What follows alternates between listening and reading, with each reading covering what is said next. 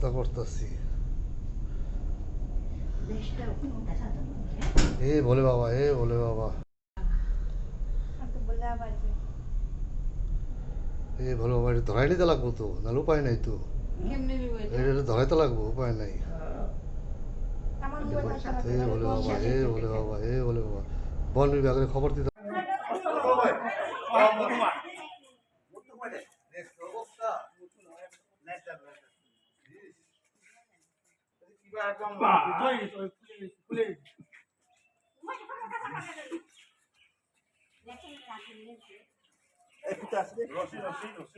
ৰচি দিয়ক ৰচি দিয়ক।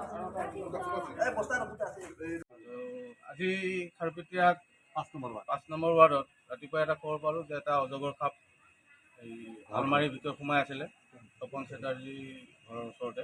তেতিয়া আমি আহিলোঁ, আহি পেলাই দেখিলোঁ হয় এই মানে বহুত ডাঙৰে অজগৰ সাপটো। সেই সাপটো মানে এই নিগনি চিগনি এনেকুৱা খাবৰ কাৰণে সি অৱশ্যে এইবিলাক তাৰ যিটো মানে পৰিৱেশ দেখিলোঁ এতিয়া নিগনিৰ বাঁহ মুড়ি চুৰি হাবি জুবি এনেকৈ পৰি আছিলে, হয়তো সি তেনেকৈ নালাই আহি পেলাই সি তেনেকৈ সোমাইছে আৰু তাৰ আহাৰ খাবৰ কাৰণেহে সি সোমাইছিলে। অৱশ্যে কোনো মানুহক ডিষ্টাৰ্ব কৰিবৰ কাৰণে নহয়, তাৰ নিজৰ আহাৰ খাবৰ কাৰণে তাত সোমাইছিল আৰু সেই হিচাপে আমি দেখা পালোঁ আৰু দেখা পাই আজি উদ্ধাৰ কৰিলোঁ আৰু সেই উদ্ধাৰ কৰি আমি তাৰ প্ৰাকৃতিক পৰিৱেশত আমি এৰি দিয়াৰ ব্যৱস্থা কৰিছোঁ।